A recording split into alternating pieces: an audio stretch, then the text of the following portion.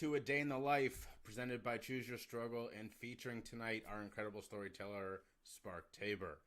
I am Jay Schiffman, I'm your host, and I know my green screen isn't working. That's okay. We're going to roll with it tonight. At the bottom of the screen, you'll see my links currently flashing along the bottom. I can see them right there. That's where you can find me, find all of my work. Once Spark starts, I'll make sure his are at the bottom of the screen too. You'll also see on the screen right now a ad for Bookshop. Bookshop is our presenting partner for the evening. Bookshop is pretty incredible. If you've not heard of them, they are a large book retailer like Amazon, but not soulless. What they will do, which is very, very special and very important to me as a big avid reader, they will donate a portion of every sale to a local bookstore of your choice.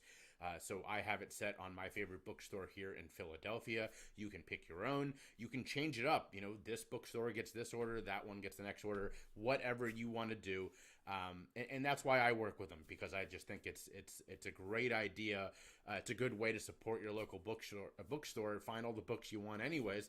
And if you go through this link, bookshop.org/shop/CYS, you'll also support my podcast, these A Day in the Life events, all the work I'm doing. So check them out. That's how I'm able to do stuff like this. Check out Bookshop. So one more thing that I do have, if you're interested in my work, I do sell these very beautiful tank tops. My guest for tonight, Spark Tabor, has one. They've sold very well. I've got a few left. I've got some other merch ideas, but I'm being disciplined. I can't buy more merch. Unlike my guest tonight, I can't buy more merch until I get rid of the first round of merch. Get rid of is the wrong word. I'm not throwing them away, but until I send out all of them. So if you're interested, drop a comment here, message me on the social media, find me on my website, do whatever, and say, hey, let me get one of those sweet, sweet tank tops. I also sell wristbands. You can see me wearing one here. Stickers that look exactly like the dude up in the top corner, but they're shiny, and that's pretty cool. So all of that can be had if you want to support this work. So definitely reach out. Now, what is this event tonight? What is A Day in the Life? I do this every couple of weeks. The goal of this is pretty simple. It's an event to help build community around storytelling. That's it. It's that straightforward. The first one was 3 weeks ago, because we had Rock Bottom, my other event in between, and it featured the incredible storyteller Sean Braley. I've got a great lineup for you coming in the next couple of weeks. So wherever you're watching this, follow, subscribe, all the things, and you'll stay up on these events. And check out the Choose Your Struggle podcast, which is something else I do that drops twice a week. You can get that everywhere you get your podcast. I think that's enough about me, because I'm just your host. And the way this will work is, in a minute here, I'm going to bring on my incredible guest, and he'll tell a story. And then at the end of it, I'll come back and I'll interview him about that story. Now, I haven't heard this story before. That's what makes these events special. I may know this story. I've known this guest for a long time, but I've not heard him tell it. So I'll be hearing it fresh with you. If you have questions, and knowing my guest as well as I do, I think we're all going to have questions. So please drop those in the comments wherever you are watching this. I can see those. So it'd be really helpful for me to ask the questions that you have when Spark is done with his story. So about our guest tonight.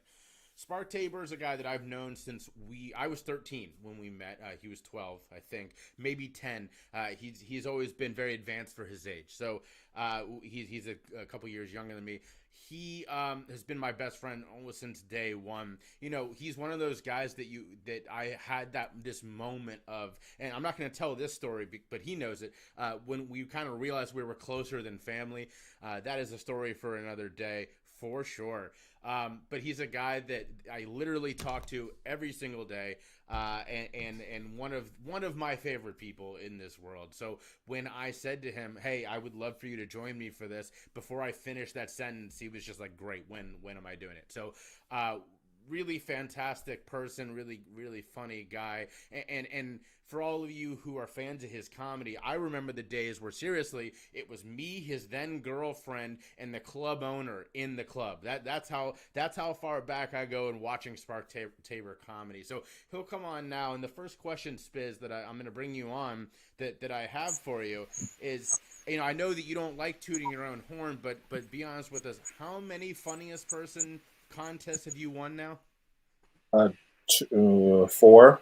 Yeah, that's a lot. That's a lot of times being the funniest person in a given area, whether it's a state or a city, or the planet Earth at this point. So, I am sure that we're in for a treat tonight. And in fact, in your honor, Spiz, I didn't tell you this before we came on, but I picked up some cookies that I'm going to enjoy while watching you tell this story. I'm a big cookie guy, but next to you, nobody can really call themselves a cookie fan. You kind of blow us out of the water. So without further ado, I'm going to take myself backstage, and I'm going to sit back.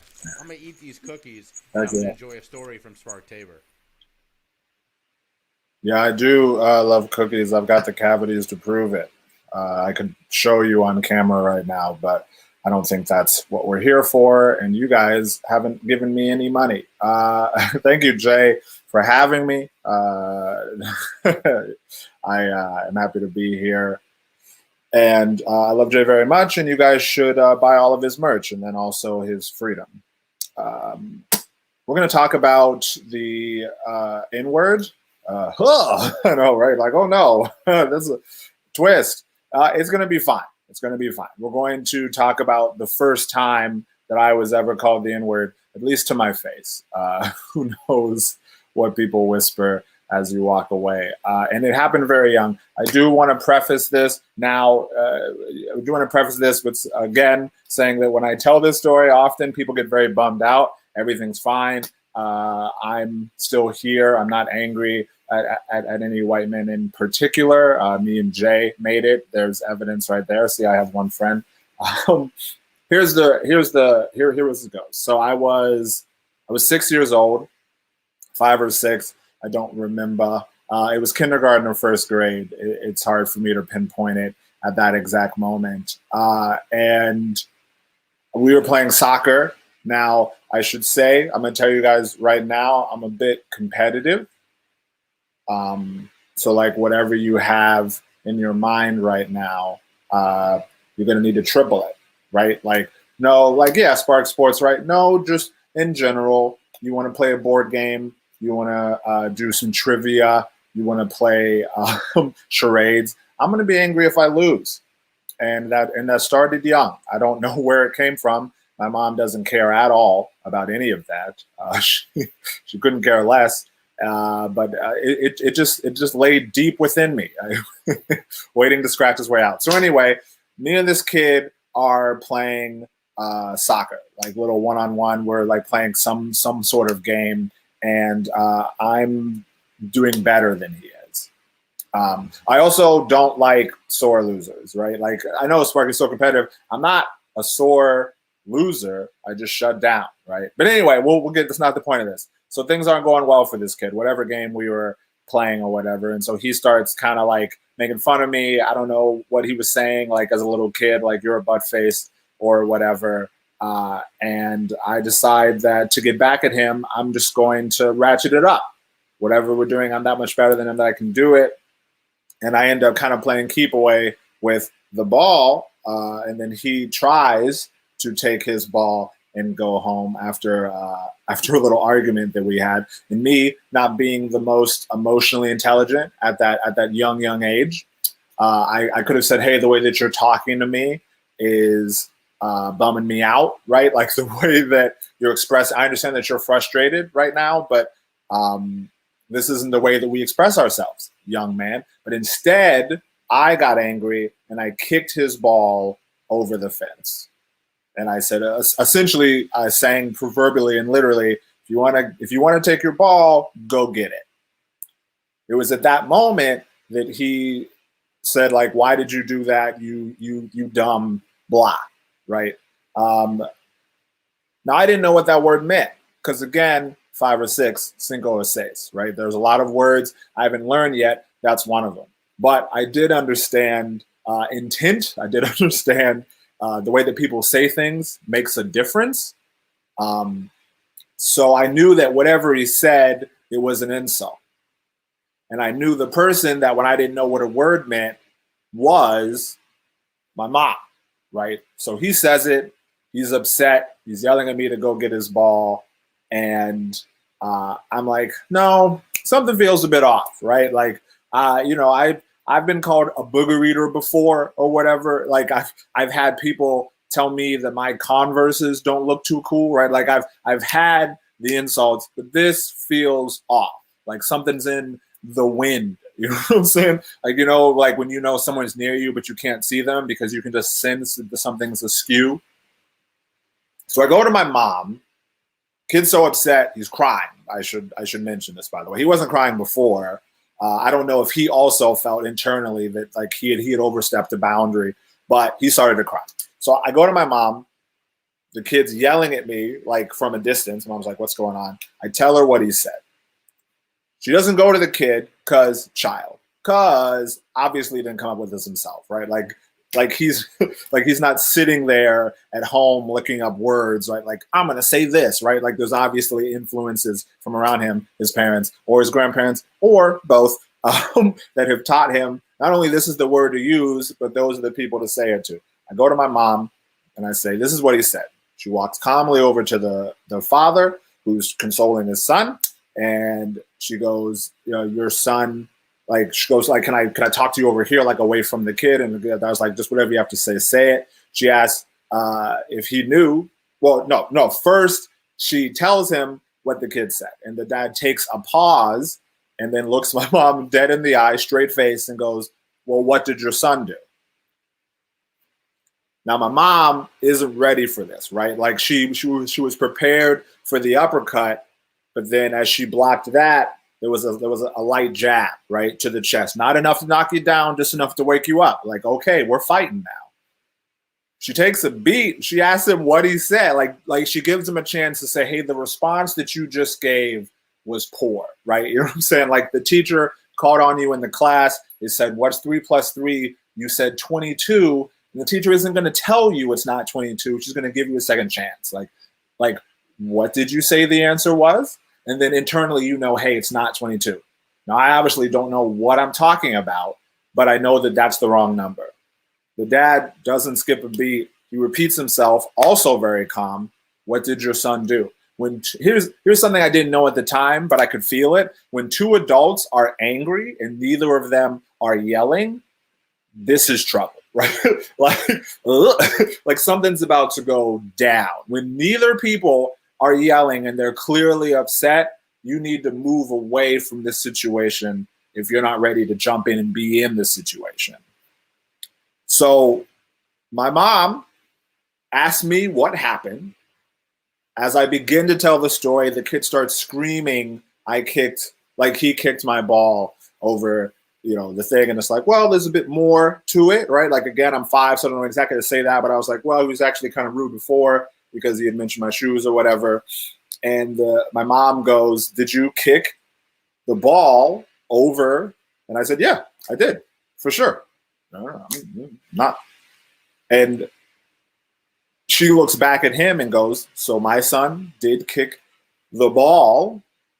Are you okay with what your son did? And then the dad skips right, of course he did, right? Skips right over the whole thing and goes, your son did this. My son had a reaction. Who's going to get the ball, right? Like that's like it was all about the ball for him. You know what I'm saying? Like a snitch in Quidditch. Shout out to Diddy because I know he's watching. He just hyper focused on, like, instead of the larger issue of, hey, this is a racial slur that your son is ready, willing, and able to at a moment's notice, and he's 5 or 6. And not a flinch of like, hey, we don't talk like that. No, what he said was justified because you did something he didn't like. So why don't you worry about not doing something he doesn't like, and he'll worry about nothing whatsoever because he's my son and I'm not going to hold him or myself accountable. I thought my mom was going to go make me get the ball. I was prepared to go walk and get the ball, and in my head, I'm planning that I'm going to pretend to hand it to him and then roll it away. Right, like that's my like I'm going to stick it to him again. He's like right here, and I'm like over there. But my mom, because that's the person my mom is. She's going to be like, go over there, pick up the ball, hand it to him nicely, say I'm sorry, and then we're going home. And then you're probably not going to get TV or something. But at that point, she realized it took me a while to realize is that this guy is too far gone, right? Like there are people you can reason with, there are people that you can't. And this guy is in the can't category. That doesn't mean he can't, that doesn't mean he'll be there forever. But at this exact moment, he sees no real fault. He sees no real issue, and that was my first lesson for two things. One, I had already been told by my mother that being black mattered, right? And I had no idea how because it hadn't come up before in my life. So I learned for the first time that being black mattered, and that can be a negative experience. And two, that there are fights, proverbial and real, worth walking away from. And that's exactly what we did. We went home. She explained exactly what happened and why we didn't engage with that person anymore. And those are two important lessons to learn for everyone, right? Like regardless of your identity, that people are going to assess value, whatever you are, to your appearance and kind of the culture surrounding that. And that sometimes that's just not worth engaging in, right? Like hopefully those people leave the earth soon and have as little influence over other people that are going to be here for a while as possible. But either way, I've got other stuff to do. Protect yourself, kings and queens. And so, yeah, that's that. I once again want to remind you, I'm good. Everything is fine.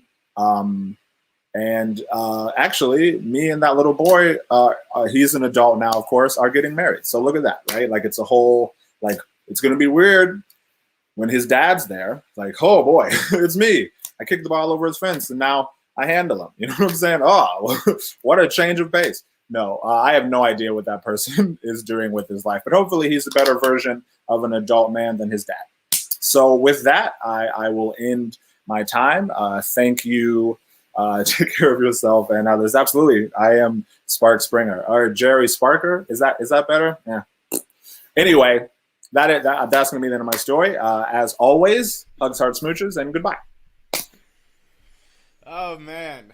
That was wonderful. Thank you. Round of applause wherever you are for Mr. Spark Tabor. Thank you, y'all.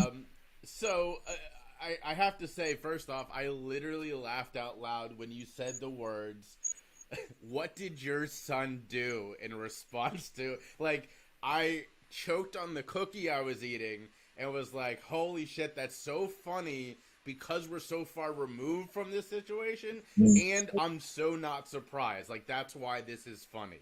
You know, like, that was the absurdity of that, like, was hilarious to me. Oh, I think it's funny. I've tried this on stage multiple times, different ways, and it's never landed. Because again, people get too bummed out. But I think it's funny.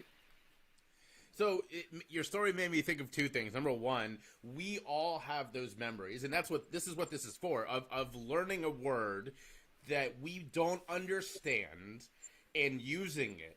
Now, I'm not saying that this kid's parents may have coached him, like, this is the word you say. I don't think so. I think he picked it up somewhere and knew that it was a thing he shouldn't say, but did it anyways. I might be giving the 6-year-old too much credit. I don't know. That being said, mine was the word pussy. 100%. I read it on the back. I remember this distinctly. I read it on the back of a bus seat. It was at Seven Hills, riding the bus home. Someone had written pussy on the back of the seat. And I was like, that's a cool word. And I was literally just walking around the house saying it, and my mom all but slapped me. What the fuck is wrong with you? And I was like, I don't know what this word means, but I like it. I was in single digits. I thought that word was fantastic. Unfortunately, you were on the receiving end of this experience in a way worse way. Yeah, I mean, all of us. I said fuck when I was in third grade because I was saying that's funky, and then someone was like, if you take the N and the Y out, that's a bad word, and I was like, fuck, what? Because I didn't know what the word meant. I never heard it. So yeah, of course, it happens to everybody, and it happens both ways to everyone eventually for something, right? Like you get made fun of for something that's a bit over the line on like what we're allowed, quote unquote, to say, and you kind of have to learn quickly what that word meant, or maybe you're lucky enough to already have known what the word meant. I don't know if lucky is the right word, but fortunate, educated, I don't know, whatever the word should be. Well, and the other thought that I had was listening to this is that if you are part of a out group or of a minority group, you at some point have an experience that people who are not part of an out group cannot understand, and that is when you are first made aware that you are other, right? And you were there for my experience of that. And it was, you know, the story. I've told this story before of I was wrestling for a ball in gym, in it was either gym class or we were playing basketball at lunchtime in seventh grade, and a kid at our school and I both dove for the ball, and he hit me and pushed me off him and said, "Get off me, you Jew!" And I was my brain could not handle that statement at that moment. It was like, what, like why? But I lost it. Like that was my response, was just to lose my shit and beat his ass, and it was this whole big thing because I ended up getting suspended from school. He got suspended from school. That being said, this kid was like a known neo-Nazi as a seventh grader, which was kind of weird. Yes. At our school, and this was also 20 years ago. I think it would be a little less weird today, right? Because they would be like, "Oh, he's not supposed to be at our school," but also that happens all the time. Then it was like, "Whoa, wait a minute!" In the late '90s, this kid's a neo-Nazi and he's beating up a Jew at school. Wait a minute, and my parents lost it. So it sounds like your mom handled this situation way better than my dad did during that experience. Well, I mean, sorry, Josie's get out of here.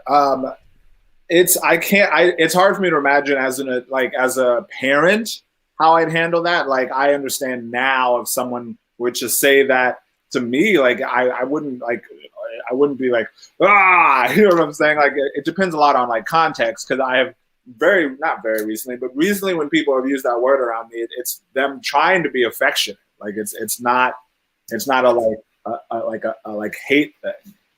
I mean, I like time out. What? How can someone be affectionate using one of two words if we buy this scientific argument that literally we cannot say because they are so like terrible and they're just we cannot utter them. How can someone be affectionate using that word? Well, I mean, because other black people use an affection with other black people, so then people. I thought you meant like someone was like trying to be nice. I didn't understand. Okay. Well, so that, and then also even white people or non-black people that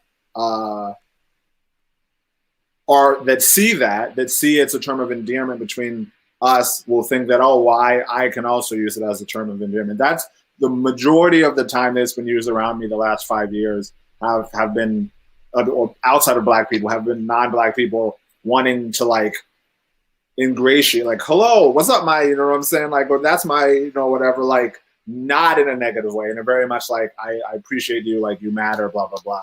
And that's not how I want to be referred to, like, by anyone of any race, but I get it. Are you trying to tell us that they're, like, that is I thought we'd all come to understand that you cannot do that, white people. You cannot do that. You're telling me that still happens to you in 2021. I mean, it hasn't happened this year, but for sure, like when I was in San Francisco, like I heard it a lot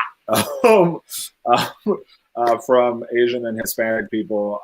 Again, not even necessarily towards me, but I would hear them speaking to each other and using it. And then, sometimes towards me also. So what's up, Missy? I'm so flummoxed by that. Like that's so baseline. Just don't. Just don't. Yeah, I mean, you know me, I would agree with that, but I take context in your example. Like I can tell when someone's using it, when someone's trying to be like, you're my friend and choosing a different word versus like I need to be on alert. Like this is a situation. And I've experienced both. Sometimes after comedy shows, really drunk people will, let some stuff slide, and it's just, again, it's normally them being like, "We're friends, we're cool." I'm so sorry and embarrassed for you. You get used to it. It's just like you're saying, any other group. Like I don't hear a lot. I personally do not hear a lot of racial slurs in general being used in like a negative way. That's just something that the people that I am around don't often use. But usually when I hear racial slurs now, it's the group talking about someone else in the group. That's the majority of when I hear it. Non-black, I mean, well, black people included, but I'm saying like in my experience of non, not inward related humor. Well, and that makes sense. Like, we talk about this in the recovery community a lot. Like, if you want to call yourself a junkie, fine, man, do your thing. I think it's ridiculous, but you can call yourself that because you've been there. But if someone was to call me a junkie, I may take a swing at him. Like, that is a not a cool thing to say, to call somebody if you don't get it. Obviously, very different extremes. If you call me a junkie, you're just an asshole. If you were to call you the N-word, like, you're trying to be as provocative as you possibly can. Sure. But that makes me think of the whole situation with Miles, wasn't it Miles Leonard, right? Myers Leonard, who used the word kike. And like that, my argument during that was that that's such an obscure slur. Calling somebody a Jew in a negative way is like your go-to. Mm-hmm. Kike has become so obscure that you don't just know that word. Like, you have to know that word. That was my, like, yo, he needs to be, like, taught about this, because if he just was like, oh, you fucking Jew, like, all right, dude, like, don't be a dick. But to call somebody a kike in 2021 means you know your shit. Like, that's real anti-Semitism. No, 100%.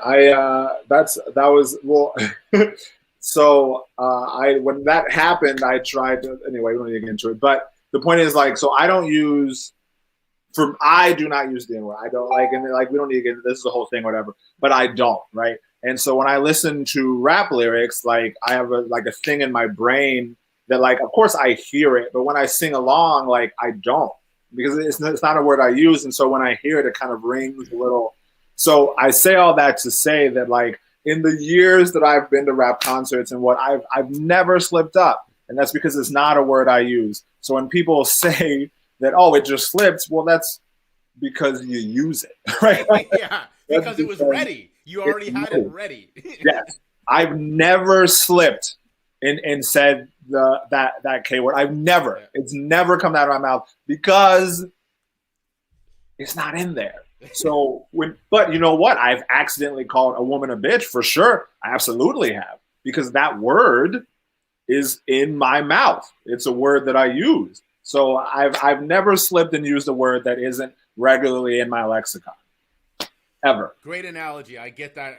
Obviously, as you know, big fan of rap. The same. I've never accidentally, while singing along, said that, because after 20 years of rap fandom, I am good at skipping over that word. You have to be ready for it to use it. Like you said, you have to be already locked and loaded for it to slip out. Oh, it just fired. Well, why was it loaded in the first place? Yeah, exactly. Why was it in there? So two happier questions before we sign off. Number one, yes.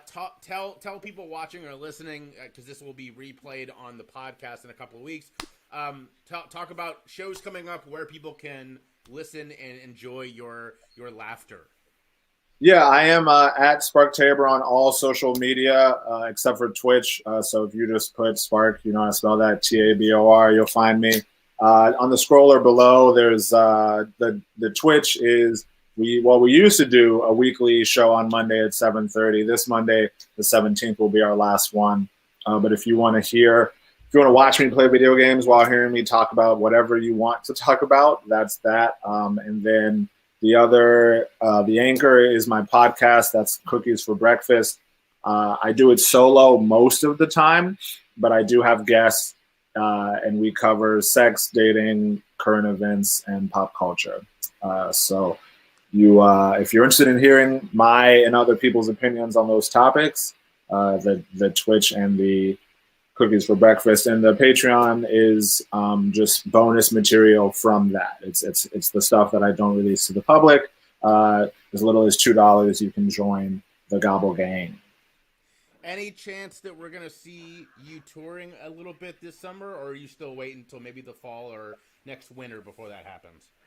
I'm looking around. I got offered a gig in Washington not too long ago that I couldn't take, but couldn't end one. It doesn't matter.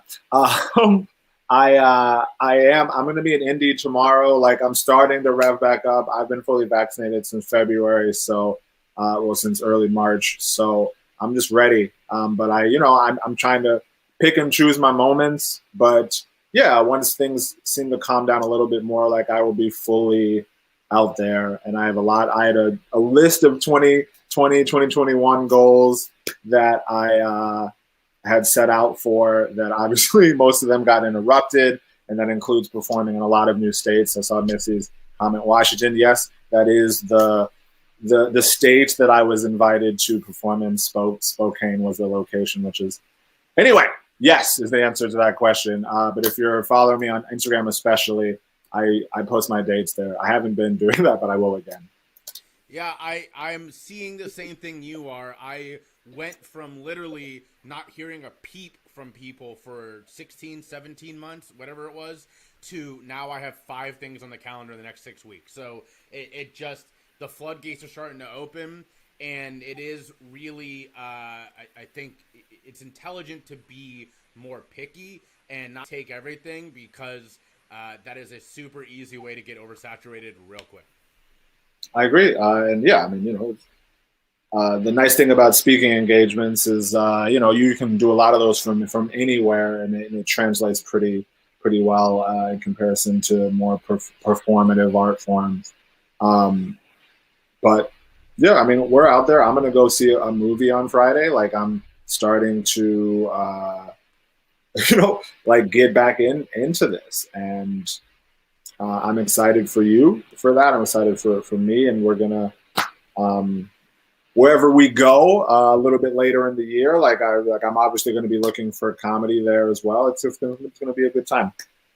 All right, final question before we end this thing. Definitively, your thing is cookies. Yes. What is Spark Tabor's top 3 cookie flavors? Heck yeah, easy peasy, baby. Of course, it depends on the person or people who are making them. But this is already so thoughtful. I love it. Well, because someplace. But if we're saying like all cookies of the world are the same quality in this one moment, right? So number 1, Snickerdoodle for sure. It's a spicy sugar cookie. You cannot mess it up. Well, Diddy's talking about textures. There is an argument for soft versus hard, but we're talking flavors, not texture. Anyway, Snickerdoodle's number 1, no question. Also, for people listening, I don't like chocolate, so I understand you guys are like, what about chocolate chip and double chocolate? What about eating grass? You know what I'm saying? Like, why are we mentioning things that aren't good? All right, so Snickerdoodle number 1, sugar cookies number 2. I know you guys aren't agree with me. Like, that's just sugar and well, yes, it is, and it's fantastic. And then number 3, confetti cookies, which is I know they're like those are the same thing as sugar with sprinkles. No, they're not. Not the type that I'm talking about. They're different. They have more of a cakey feel, and because one is good on that account. Diddy, your opinions are trash. Anyway, those are the 3. I would say oatmeal raisin, but like there's only like 2 good oatmeal raisin cookies, and the rest are terrible. So it's like you can't trust oatmeal raisin like you can some of the others. Those are the 3. All right, well that was expertly done and better than I could have hoped for. Spark Tabor, thank you as always for being here tonight. Thank you for having me, Jay. Love ya.